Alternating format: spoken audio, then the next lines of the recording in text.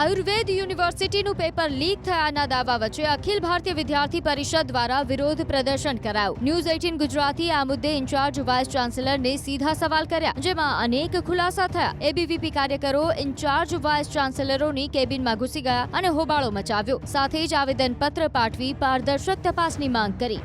Exam પહેલા 12 પ્રશ્નો પૂછ્યા હતા, 11ના વોટ્સઅપ દ્વારા પેપર લિંક થઈ ગયું હતું. અત્યારે વીસી સાહેબને આવેદન આપી તમે એ જ પૂછ્યું છે કે આ 11 પ્રશ્નો લિંક થઈ કયા રીતે, તેનો જવાબ વીસી સાહેબ હજુ સુધી આપ્યો નથી. જે 20 તારીખે જે થર્ડ યરનું પેપર હતું એના માટે જે વોટ્સઅપ દ્વારા જે 12 પ્રશ્નો વોટ્સઅપ દ્વારા એક શેર કરવામાં આવ્યા અને નીચે લખેલું હતું કે આ પ્રશ્ન તમારા સુધી સીમિત રાખવા, આગળ ક્યાંય ફોરવર્ડ કરવા નહીં.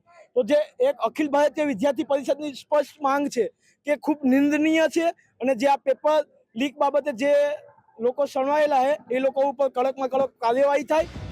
ગુજરાત આયુર્વેદિક યુનિવર્સિટી દ્વારા લેવામાં આવેલી BAMSની પરીક્ષાનું પેપર વોટ્સએપ પર લીક થયાના સ્ક્રીનશોટ ફરતા થયા હતા. BAMSના ત્રીજા વર્ષ માટે લેવાયેલી શૈલ્ય તંત્ર 1નું પેપર 20 જુલાઈના રોજ લેવામાં આવ્યું હતું. જોકે જે દિવસે પેપર હતું તે જ દિવસે જ વોટ્સએપ પર 12 સવાલો ફરતા થયા હતા, જેમાંથી 11 સવાલ આ પેપરમાં બેઠે બેઠા પૂછાયા હોવાનો દાવો છે.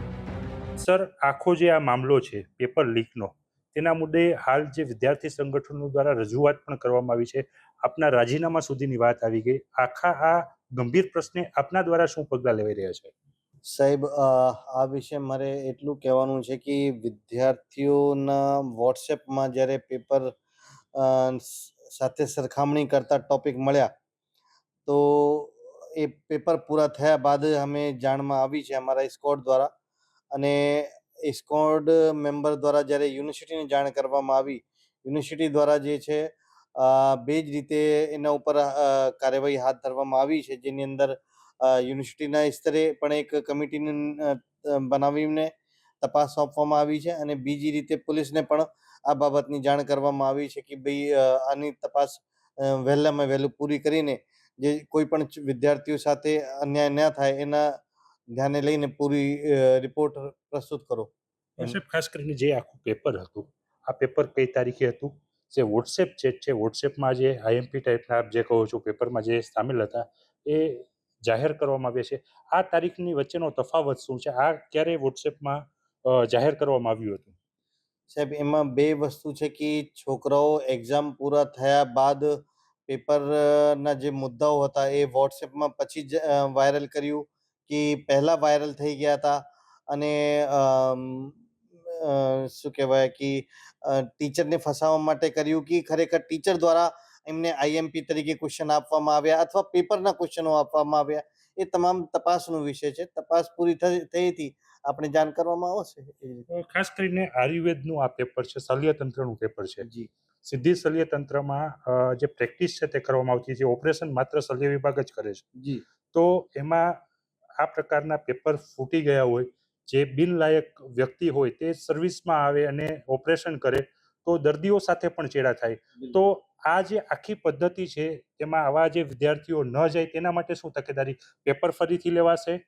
જે પેપર ફોડ્યું છે તેની સામે શું કાર્યવાહી થશે? પોલીસ ફરિયાદ શા માટે ન થઈ? કારણ કે 20 તારીખનું આ પેપર છે તે ફૂટ્યા બાદ 27 તારીખે આખો મુદ્દો સામે આવે છે અને ત્યારબાદ આપ એક્શન કમિટી રચો છો. જી, તો એની અંદર એવું છે કે જે વિદ્યાર્થીઓ દ્વારા અથવા યુનિવર્સિટી ઉપર જ્યારે ધ્યાનમાં આવ્યું 21 તારીખે મોડી રાત્રે આવ્યું, 22 તારીખે અમે એના ઉપર ચર્ચા ચાલુ કરી, પણ સાથોસાથે અમારી હાલ યુનિવર્સિટીની લિખિત અને પ્રાયોગિક એક્ઝામ પણ ચાલે છે.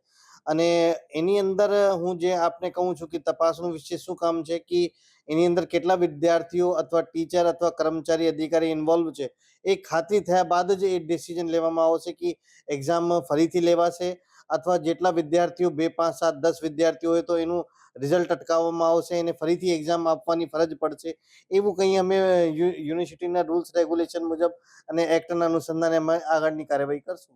સાહેબ, ખાસ કરીને જે પ્રકારે આખી રચના કરવામાં આવી છે કમિટીની, કયા પ્રકારની કમિટીની રચના કરવામાં આવી છે? કમિટીને કેટલો સમય આપવામાં આવ્યો છે અને આ અંગે કોઈ FIR કરવામાં આવી છે કે કેમ? સાહેબ, હાલ સુધી એના ઉપર FIR નથી થઈ, પણ કમિટીની અંદર 3 અધિકારીઓ નિમવામાં આવ્યા છે, જેની અંદર 2 સરકારી કોલેજના અધિકારીઓ છે અને એક સબ્જેક્ટ નિષ્ણાત છે, અને એ પણ પ્રાઇવેટ કોલેજના પ્રિન્સિપલ છે.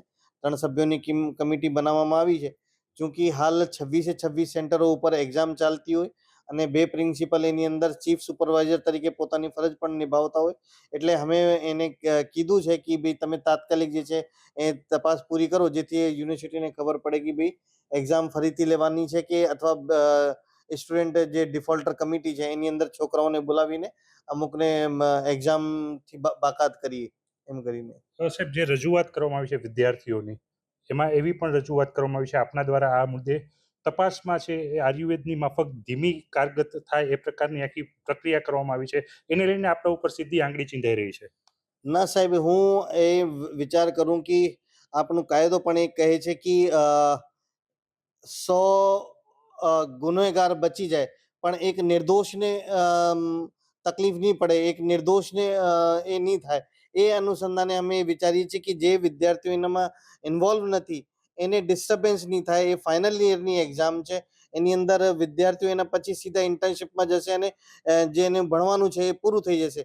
એટલા માટે અમે એ જ વિચારતા હતા કે જે કમિટી છે પોતાની રીતે એ જ રીતે તપાસ કરે કે વિદ્યાર્થીઓ મિનિમમ ડિસ્ટર્બન્સ થાય. પણ ચૂંકી અમારે એની સાથે સાથે પોલીસ દ્વારા પણ આ કામગીરી હાથ ધરવામાં આવી છે, એટલે વહેલામાં વહેલું જેમ બહાર આવશે એ જ રીતે આપણે બધાને જાણ કરવામાં આવશે. તો સાહેબ, ખાસ કરીને આપના દ્વારા જે કમિટીની રચના કરવામાં આવી છે, આપની સામે પણ અનેક સવાલો વિદ્યાર્થી સંગઠનો, વિદ્યાર્થી પરિષદો એને સિવાય તેમના દ્વારા કરવામાં આવે છે. આપની સામે કોઈ તપાસ અત્યાર સુધીમાં નિમાણી છે? આપ અત્યારે અહીંયા ઇન્ચાર્જ તરીકે કાર્યરત છો, તો આપના વિરુદ્ધ કોઈ કાર્યવાહી કરવામાં આવી છે અગાઉ, અને આપને કોઈ દંડ કરવામાં આવ્યો છે કે શું છે? એ આખો સમગ્ર મુદ્દો શું છે? સાહેબ, ઇન્ડિવિજ્યુઅલ નરેશ જૈનની સામે કોઈ આમ ફરિયાદ નથી, પણ આચાર્ય તરીકે મારી પાસે યુનિવર્સિટી દ્વારા એક વખત આવ્યું હતું કે 2024માં જ્યારે એક્ઝામ લેવાની હતી ત્યારે યુનિવર્સિટી દ્વારા એક નવું સિસ્ટમ ચાલુ કરવામાં આવ્યું હતું ઇન્ટરનલ માર્ક્સનું. એ જે તે સમયે જે તે કર્મચારી અધિકારી દ્વારા સમયસર એની માર્ક્સ મોકલાવવામાં આવેલ ન હતા, તો યુનિવર્સિટી દ્વારા જે પગલાં લેવામાં આવ્યું એ અમે પૂરું કર્યું હતું. જે પેનલ્ટી આપવામાં આવી હતી એ પ્રમાણે કેટલી હતી સાહેબ પેનલ્ટી? એ 50,000 જેટલી હતી પેનલ્ટી. સાહેબ, ખાસ કરીને પેનલ્ટી પણ આપને થઈ ચૂકી છે. ફરી એકવાર આપની સમક્ષ આ પ્રકારનો મુદ્દો આવ્યો છે, એ પણ એક્ઝામને રિલેટેડ, અને આમાં પારદર્શકતા કેટલી જોવા મળશે? કારણ કે આપના દ્વારા જ કમિટીની રચના થઈ છે, ત્યારે સવાલો પણ ઊભા થઈ રહ્યા છે. તો આ સવાલોના ઘેરામાંથી આપ બહાર કેવી રીતના નીકળશો, અને જે વિદ્યાર્થીઓની નિષ્પક્ષ પરીક્ષા યોજાવી જોઈએ, એનું જે પરિણામ મળવું જોઈએ, એ પરિણામને બદલે અન્ય પરિણામ નહીં મળે તેની પણ શું ખાતરી? અને બીજા નંબરમાં, જ્યારે આ સમગ્ર ઘટનાક્રમ ચાલી રહ્યો છે, એક તરફ નીટનો મુદ્દો ગાજી રહ્યો છે, ત્યારે જ જામનગર કે જે આયુર્વેદનું કાશી કહેવાય છે, જ્યાં આપ બિરાજમાન છો, આપ ઇન્ચાર્જ છો, તો આ સમગ્ર જે ઘટનાક્રમ છે, ઘટનાક્રમને કેવી રીતના આયુર્વેદની ગતિએ પાર પાડશો કે પછી એલોપેથીની જેમ સ્પીડી કાર્યવાહી થશે? સાહેબ, એ તમે 15 દિવસની અંદર અંદર બધી જાણ થઈ જશે, અને મને એમ લાગે છે કે પોલીસ દ્વારા જે ત્વરિત કાર્યવાહી કરવામાં આવે છે એની અંદર 24 થી 48 કલાકમાં આપને જાણ થઈ જશે.